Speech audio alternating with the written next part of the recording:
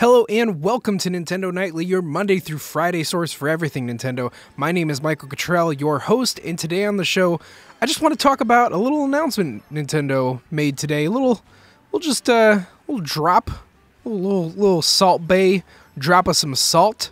If you don't know what Salt Bay is, I'm sorry. Anyway, so we've got Mario Kart finally coming to the iPhone. This has been a long rumor based on the team members sort of switching around getting onto the smartphone team for Nintendo way back, and it looks like this fiscal year, sometime between April 2018 and March 2019, there will be a Mario Kart game coming to the iPhone and Android smartphones, and it's going to be called Mario Kart Tour. And I know that's a huge window, so I mean, like Animal Crossing, it could even slip into the quarter after, but who knows? Who knows how long they've been working on this?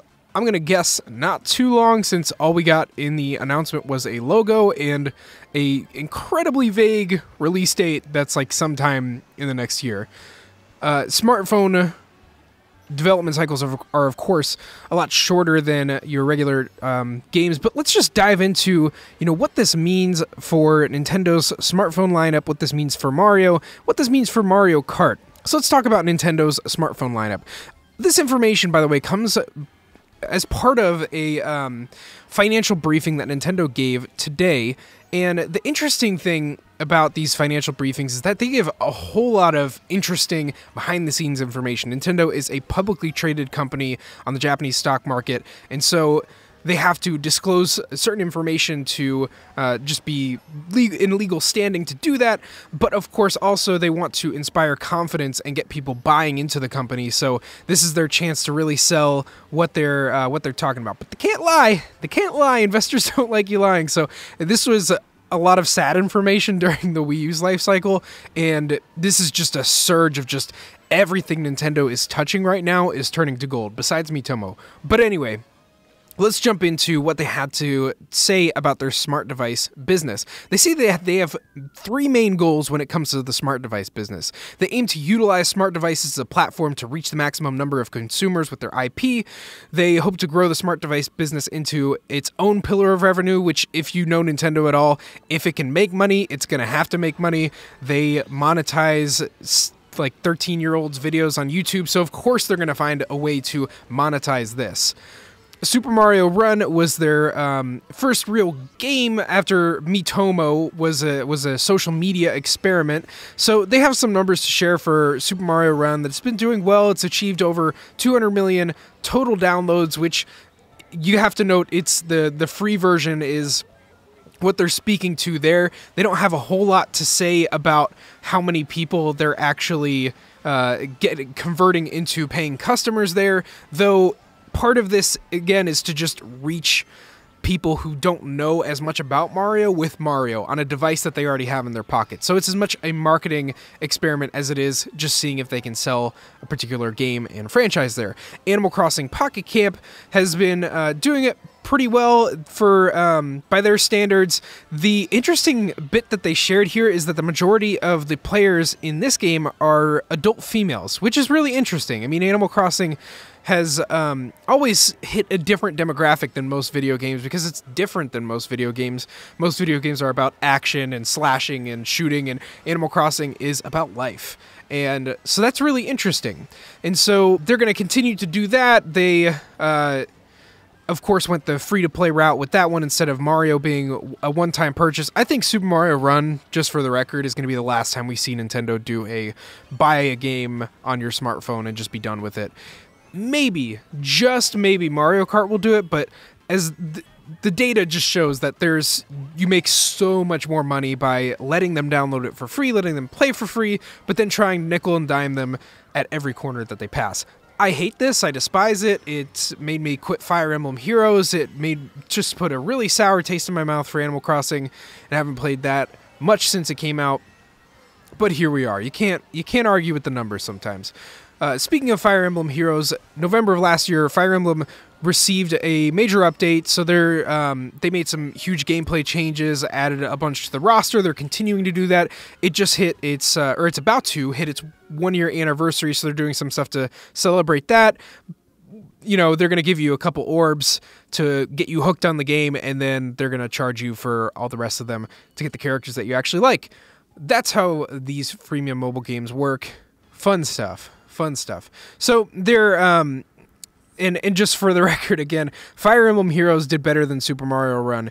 If that's any case you need to know for just how much more profitable these free-to-play models are. I mean, Super Mario Run, you spend $10. There's no need to spend any more money. Fire Emblem Heroes, you could spend $100 to $1,000 just trying to get a character that's going to expire in the next, 15 days. And they do that like every 15 days. There's new characters to get. So literally a bottomless price for these other Nintendo games. So they're probably going to do that for Mario Kart Tour.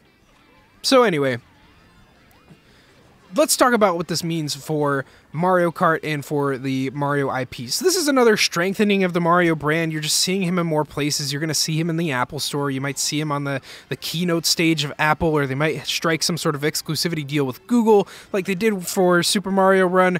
But you're going to see more of Mario in more places, and that is a good thing for the Mario IP. They've been doing all sorts of stuff. They always do this. They license the character out for t-shirts. They talked about how they did that for Uniqlo. They did the Mario cereal box, the Mario Monopoly. There's like a million examples of this that strengthen the Mario IP in absolutely shameless licensing deals. So yeah, that's a thing. That's a thing that they're doing. So with Mario Kart Tour on the horizon, we kind of have to look at the Mario Kart sub-franchise and take a look at just what is going on here. They also gave some results for Mario Kart 8 Deluxe on the Switch, saying that it had a sell-through of 6.5 million units. They really highlighted the Joy-Con sharing feature. I don't think that was as much the selling point there, but it hit pretty much the same attach rate that it did on the Wii U, almost, or a little over 50% of everyone with the Switch had purchased Mario Kart 8 Deluxe. And the only game with a higher attach rate than that is Super Mario Odyssey. So pretty impressive. And a higher attach rate than Zelda Breath of the Wild, by the way. That's just absolutely incredible. And so what we have to look at here is that the Mario Kart IP is as strong as ever, even though it's on its 8th title. It's not running out of steam anytime soon, so I don't think that this is necessarily going to derail what they're doing on console. I think it's just going to strengthen it. You're going to find other people that are playing this on smartphone, and then they're going to see a Switch commercial, and they're going to see the Mario Kart that is looking better, has more modes and more characters, is more competitive or more fun, more wacky, all the things that Mario Kart is, and that's going to be a driver of sales for the consoles, or so they hope. But in and of itself, it is something that is going to be profitable, that is going to bring a source of revenue for Nintendo, and so it's nothing, honestly, it's nothing but a good move. I kind of hate to see them double dipping in Mario, but you know, it's Nintendo. They're always going to make 600 Mario games per year. They're going to make Mario crossing over with Mario, like Mario Paper Jam, and it's just going to be, we're just going to see a lot of Mario out of these guys the entire time. So that's all I have for you for today. We're going to break down the rest of this financial disclosure, not necessarily in like chronological order. This is all a presentation that you can see on Nintendo's investor relations website, but I'm going to be covering individual stories to keep this podcast in a smaller format. And let's chat in the comments. What do you think about Mario Kart on your iPhone? Are you excited? Do you think it's going to be a slam dunk with the gyro controls of the smartphones of this day, or do you think it's just, you know, another freemium dumb smartphone game that you're going to ignore, but you feel bad about because Animal Crossing is on your phone and you don't want to play it? That's kind of how I feel. Like, I love Fire Emblem so much, I love Animal Crossing so much, but I can't touch them. You just go into the game and just like, do you want to give me money now? Do you want to give me money now? No? And I just don't appreciate that in any game. I don't appreciate bottomless prices.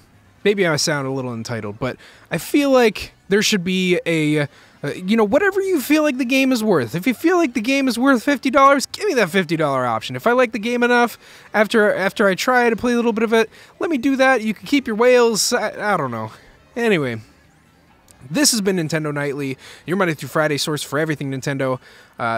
Thanks for checking out this video. Let's chat in the comments. I'll see you next time for some more Nintendo news.